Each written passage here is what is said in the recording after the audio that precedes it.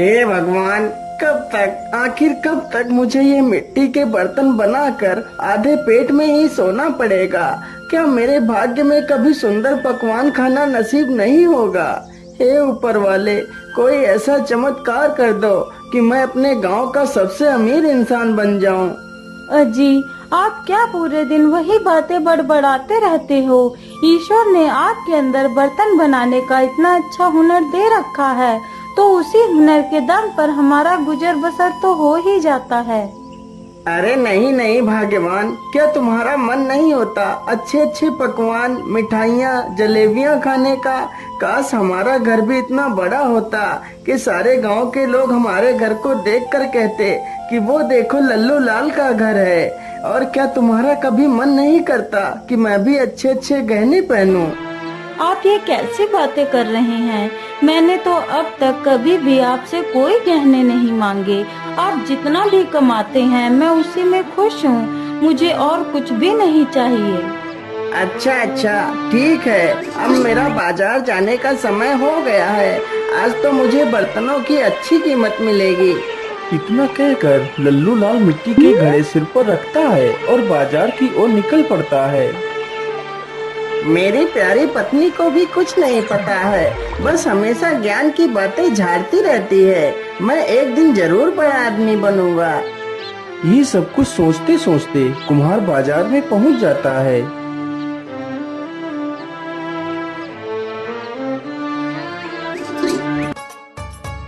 आइए आइए भैया, बर्तन ले जाइए। देखिए कितने अच्छे बर्तन हैं। अरे भैया, यह बड़ा वाला मटका कितने रुपए का दे रहे हो? भैया जी, यह मटका सिर्फ 20 रुपए का ही है। क्या 20 रुपए? अरे नहीं नहीं भैया, 20 रुपए तो बहुत ज्यादा है। 20 रुपए में तो पूरे 4 घड़े आ जाएंगे। हाँ, तो जाइए यहाँ से और 4 घड़े ही खरीद लो जाकर। लल्लू लाल के पास कई सारे लोग घड़ा खरीदने के लिए आते हैं, लेकिन कोई भी व्यक्ति 5 रुपए से अधिक घड़े की कीमत नहीं दे रहा था। क्या करूं, इस घड़े को तो कोई भी आदमी 20 रुपए का लेने के लिए तैयार ही नहीं हो रहा है। क्या आज फिर मुझे ये सारे घड़े 5-5 रुपए में ही बेचने पड़ेंगे? अरे भाई, यह बर्तन कितने पैसे में दे रहे हो? भैया, बड़ा वाला घड़ा 20 रुपए का है और बाकी के घड़े 10-10 रुपए में दे दूंगा।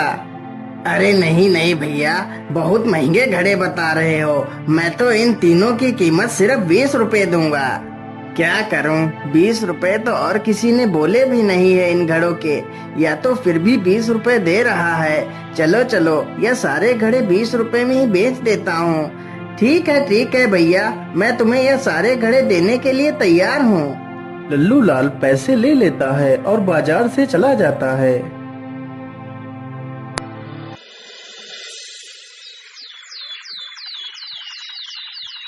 लल्लू लाल नदी के किनारे बैठकर बड़ा आदमी बनने के सपने देख रहा था। क्या करूं, कैसे बड़ा आदमी बनूं? रोज रोज मुझे बर्तन बनाना बिल्कुल भी अच्छा नहीं लगता है। अरे ये क्या, मुझे लगता है या तो कोई बोतल है। चलो, इसे पानी से बाहर निकाल कर देखता हूँ। लल्लू लाल उस बोतल को पानी से बाहर निकाल लेता है। अरे, इस बोतल के अंदर क्या है? मुझे लगता है इसमें कोई कागज छिपाया गया है। चलो इसे खोल कर देखता हूँ।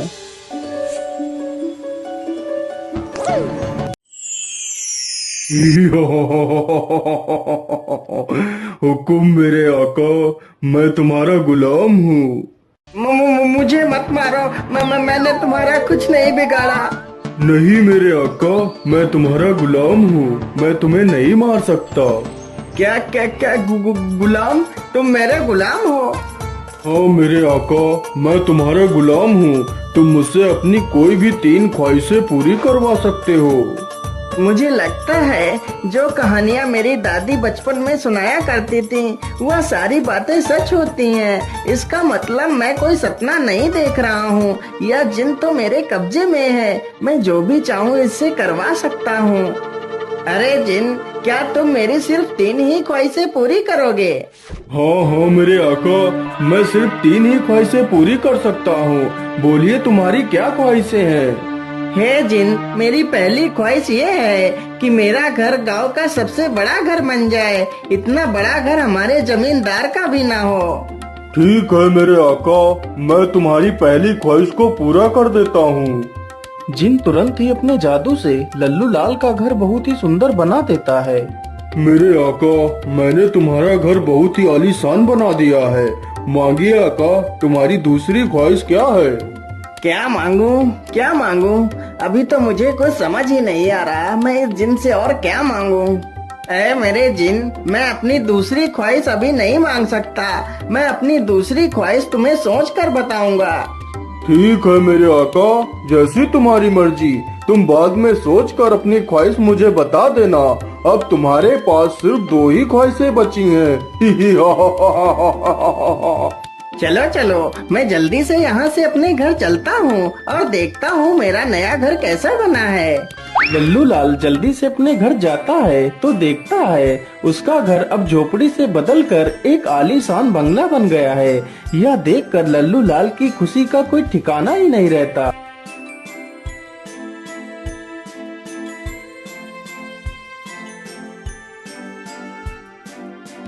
देखा भाग्यवान, कैसे मैंने रातों रात इतना बड़ा बंगला बना दिया। लेकिन जी, आपने रातों रात इतना बड़ा बंगला कैसे बना लिया? मैं तो कुछ समझ ही नहीं पाई, यह सब कैसे हो गया? अरे भाग्यवान, यह सारा कमाल तो उस जिन का है जो मुझे मिला है। क्या जिन? कैसा जिन? अरे भाग्यवान, आज सुबह जब मैं नदी के किनारे बैठा था तो मैंने देखा। इस प्रकार लल्लू लाल पूरी कहानी अपनी पत्नी को सुनाता है। अजी, इस प्रकार कमाया हुआ धन कभी भी लाभ नहीं देता। ऐसे धन को प्राप्त कर हमें किसी मुसीबत का सामना न करना पड़े। अरे भाग्यवान, तुम तो बेकार में ही इतनी चिंता कर रही हो, हमें कुछ नहीं होगा।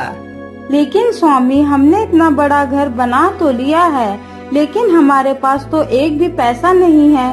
हम घर कैसे चलाएंगे? हाँ हाँ भाग्यवान, यह तो मैंने सोचा ही नहीं। काश ऐसा होता कि मैं जिस चीज को हाथ लगाता वह सोने की ही बन जाती तो कितना अच्छा होता। हमारे पास सोना ही सोना होता। अरे हाँ, क्यों ना मैं यही ख्वाहिश जिनसे पूरी करवा लेता हूँ। इतना सोचकर वह तुरंत ही जिन के पास जाता है। बोलो मेरे आका, तुम्हारी दूसरी ख्वाहिश क्या है?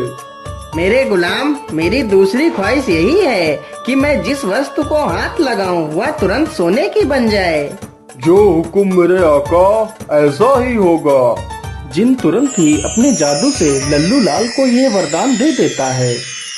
मेरे आका, अब तुम जिस वस्तु को भी हाथ लगाओगे वह तुरंत सोने की हो जाएगी।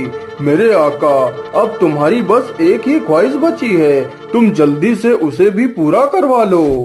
नहीं नहीं मेरे गुलाम, मैं अपनी आखिरी ख्वाहिश बाद में मांगूंगा। इतना कहकर लल्लू लाल वहाँ से चल पड़ता है। अरे ये क्या, यह मछली तो पानी के बाहर आ गई है। बेचारी पानी के बिना तो कितना तड़प रही है। चलो चलो, जल्दी से इसे पानी में छोड़ देता हूँ। लल्लू लाल जैसे ही उस मछली को हाथ लगाता है वह मछली तुरंत सोने की बन जाती है। अरे राम राम राम, ये क्या हुआ? यह मछली तो सोने की बन गई। मैं तो भूल ही गया था कि मैं जिस वस्तु को भी हाथ लगाऊंगा वह सोने की हो जाएगी। लल्लू लाल यह सब देखकर बड़ा दुखी हो जाता है और मछली को नदी के बाहर ही डाल देता है और वहाँ से चला जाता है। लल्लू लाल घर पहुंचकर जैसे ही दरवाजे को खटखटाता है तो दरवाजा भी सोने का बन जाता है। अरे भाग्यवान, आज तो मैं बहुत थक गया हूँ। मुझे जल्दी से कुछ खाना दे दीजिए, मुझे बहुत जोर की भूख लगी है। ठीक है जी, आप यहीं बैठिए, मैं भी खाना लाती हूँ।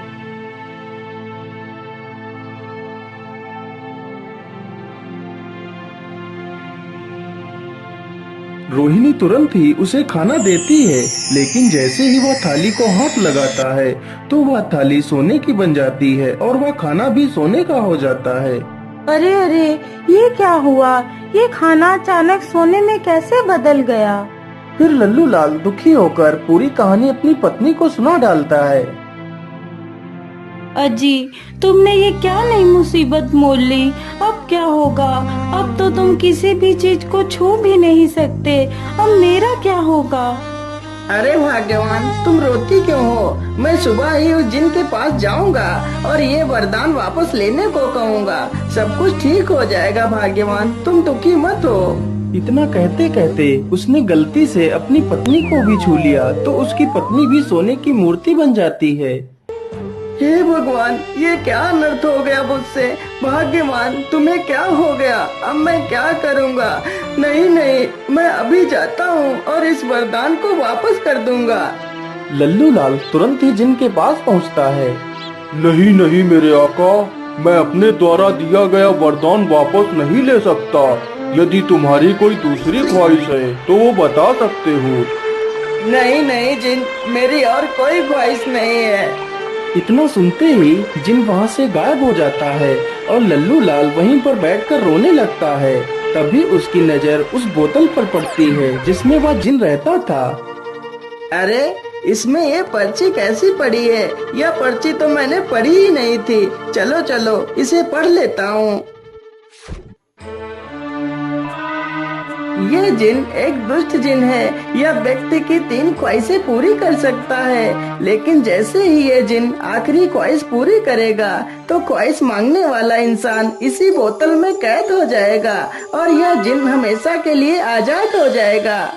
हे भगवान, अब मैं क्या करूँगा? यदि मैं इससे तीसरी ख्वाहिश मांगूंगा तो मैं इसी बोतल में कैद हो जाऊंगा। अरे नहीं नहीं, अब मैं क्या करूँ? किससे मदद मांगू?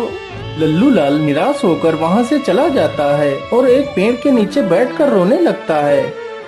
अब मैं अकेला क्या करूँगा भाग्यवान? काश मैंने तुम्हारी बात मानी होती और लालच ना किया होता तो आज तुम सुरक्षित होती। क्या बात है बेटा, तुम क्यों रो रहे हो? तुम्हें क्या कष्ट है? बाबा, मेरा नाम लल्लू लाल है। फिर लल्लू लाल अपनी पूरी कहानी उस साधु को सुनाता है। अब आप ही बताइए बाबा, मैं क्या करूं? क्या मेरी पत्नी कभी ठीक नहीं हो पाएगी? नहीं नहीं पुत्र, तुम्हारी पत्नी को ठीक करने का सिर्फ एक ही उपाय है। तो जल्दी से बताइए ना बाबा, मैं अपनी पत्नी को कैसे ठीक कर सकता हूँ? पुत्र, उसके लिए तुम्हें अमर कुंड का जल लाकर अपनी पत्नी पर छिड़कना होगा, तो तुम्हारी पत्नी पुनः पहले जैसी हो जाएगी और तुम्हारा यह वरदान भी नष्ट हो जाएगा। लेकिन बाबा, यह अमर कुंड कहाँ है? बेटा, यह अमर कुंड कौतूहल की पहाड़ियों में स्थित है। लेकिन बेटा, सावधानी से जाना, वहाँ पर एक मायावी राक्षस भी रहता है जो तुम्हें देखकर नुकसान भी पहुँचा सकता है। साधु की यह बात सुनकर लल्लू लाल तुरंत अपने घर की ओर निकल पड़ता है।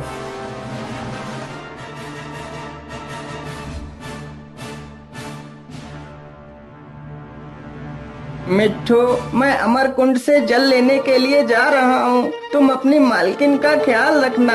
नहीं नहीं मालिक, मैं भी तुम्हारे साथ ही चलूंगा।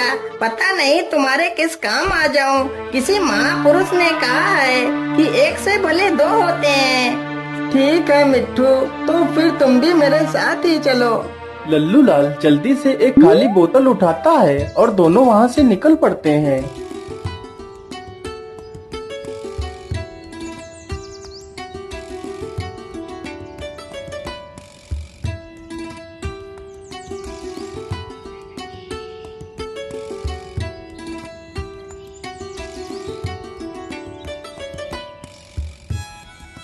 मालिक, मुझे लगता है वह अमर कुंड इस गुफा के अंदर ही होगा। हाँ हाँ मिट्ठू, तुम ठीक कहते हो। चलो जल्दी से इस गुफा के अंदर चलते हैं।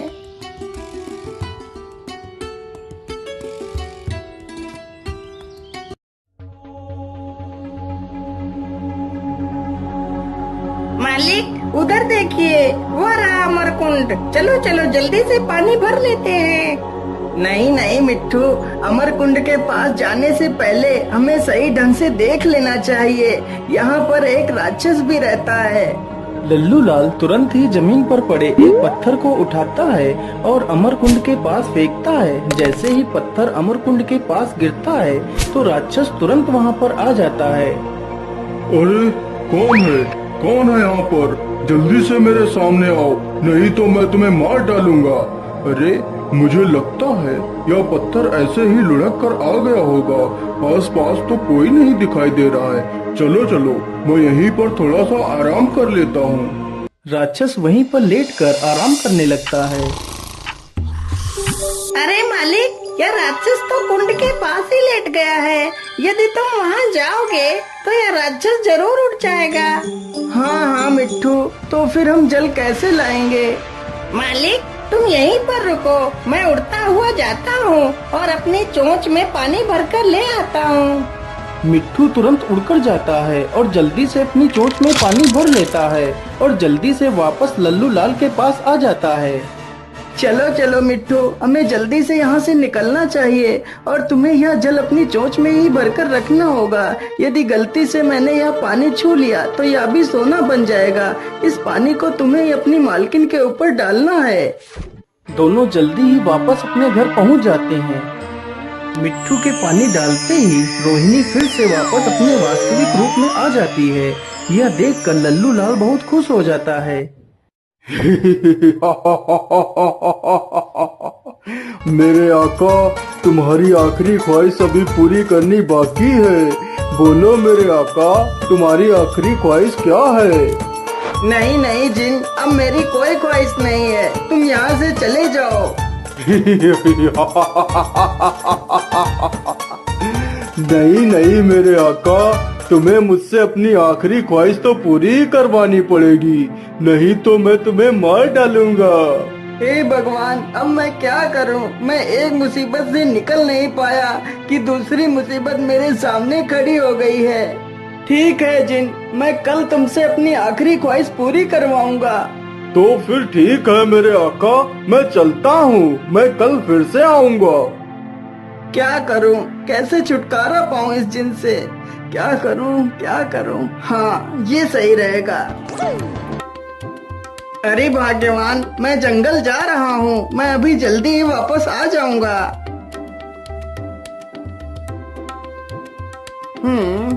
मेरे हिसाब से यही बांस ठीक रहेगा। चलो इसे ही जल्दी से काट लेता हूँ।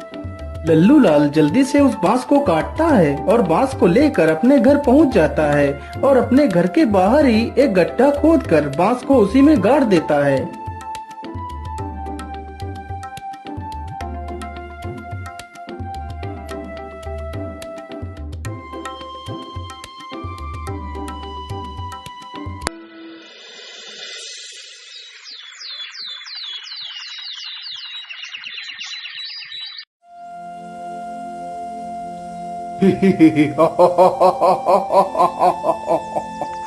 बोलिए मेरे आका, तुम्हारी आखिरी ख्वाहिश क्या है?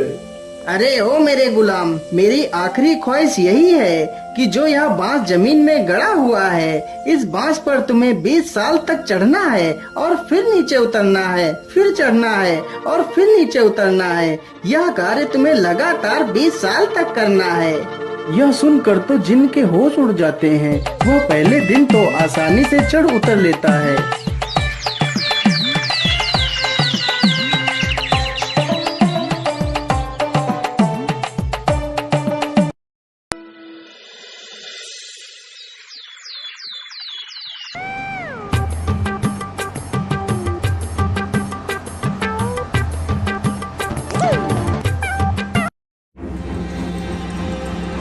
अरे बाप रे बाप, मेरी तो चढ़ते उतरते कमर ही टूट गई।